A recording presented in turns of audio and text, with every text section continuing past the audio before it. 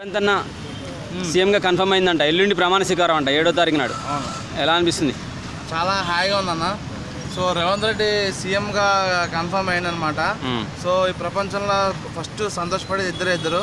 ఒకటి మన బండ్ల గణేష్, రెండు నేనే అనమాట. సో బండ్ల గణేష్ గారు ఇచ్చే కాన్ఫిడెన్స్ వల్ల పబ్లిక్ అందరూ కూడా ఉత్సాహంతో ఓట్లేసారు.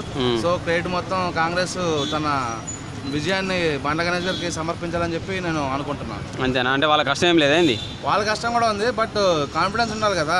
సో లాస్ట్ టైం 7 o'clock బ్లేడ్తో కట్ చేసుకుంటా అన్నాడు, కిసా స్టేడియం పడుకుంటా అన్నాడు. సో నేనైతే గుడ్డిగా బండ్ల గణేష్ గారిని నమ్ముతా అనుకుంటున్నాను.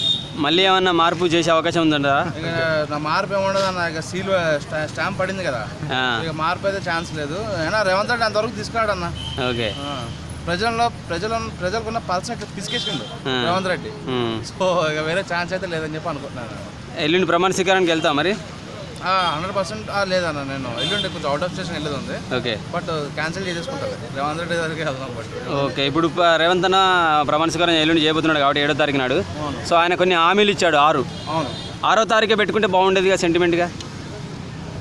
అంటే ఈవేళ కన్ఫర్మ్ అయింది కదా. అవును, రేపు 6వ తారీఖు పెట్టుకుంటే బాగుండేది కదా. రేపు 6 తారీఖు 7 అంటే సెంటిమెంట్ కదా. 7 అడుగులు 7 కొండలు అట్లా అంటావా? చాలా ఉన్నాయి కదా 7 మీద. అందుకే 7 అనేది సెంటిమెంట్ అనమాట.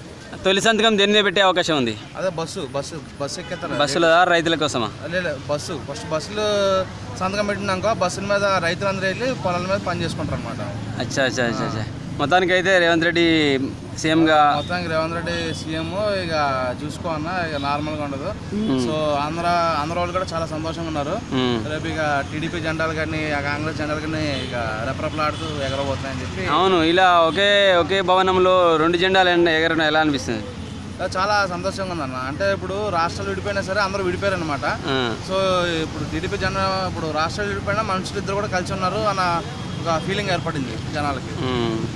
సో ఫ్యూచర్లో ఇలాగే కలిసి ఉండాలని కోరుకుంటావా? 100% ఫ్యూచర్ ఎట్లా కలిసి ఉండాలని చెప్పి నేను కోరుకుంటున్నా. సో ఇప్పుడు మనదాకా తెలంగాణ డెవలప్ అయింది, ఆంధ్ర డెవలప్ కాలేదు. ఆంధ్ర కూడా డెవలప్ అయ్యే ఛాన్సెస్ అయితే పుష్కలంగా కనబడుతున్నాయి అనమాట. సో ఆల్రెడీ ఇక్కడ వేణుస్వామి గారు చెప్పినవి అన్నీ కూడా ఉల్టా అవుతున్నాయి. సో ఆయన కేసీఆర్ అన్నాడు, ఇక్కడ రేవంత్ రెడ్డి గెలిచిండు, అక్కడ జగన్ అన్నాడు. సో అది కూడా ఉల్టా అయితే కనుక మళ్ళీ చంద్రబాబు నాయుడు గెలుస్తారని చెప్పి అనుకుంటున్నాను. ఓకే. టీడీపీ వాళ్ళు ఇక్కడ ఇంత సపోర్ట్ చేయడానికి కారణం ఫ్యూచర్లో ఏమైనా పావులు కదుపుతున్నారంట టీడీపీ నిలబెట్టుకొని? అంటే ఇప్పుడు టీడీపీ వాళ్ళు సపోర్ట్ చేస్తున్నారంటే ఉన్న మంత్రులు కానీ ఎమ్మెల్యేలు కానీ అందరూ టీడీపీ నుంచి వచ్చిన వాళ్ళే కదా. సో అందరూ టీడీపీ నుంచి వచ్చి కూడా టీడీపీకి వ్యతిరేకంగా మాట్లాడారు అనమాట. సో ఒక రేవంత్ రెడ్డి మాత్రమే నేను అదే పార్టీ నుంచి వచ్చాను, నా గురువు అని చెప్పి ఆయన ఎప్పుడు కూడా నెగిటివ్ కామెంట్ చేయలేదు టీడీపీ మీద.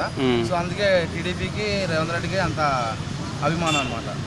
అంటే ఈ కలుపుకోలుతనము ఫ్యూచర్లో టీడీపీ తెలంగాణలో పాతుకుపోయే ఛాన్స్ ఏమైనా ఉందా?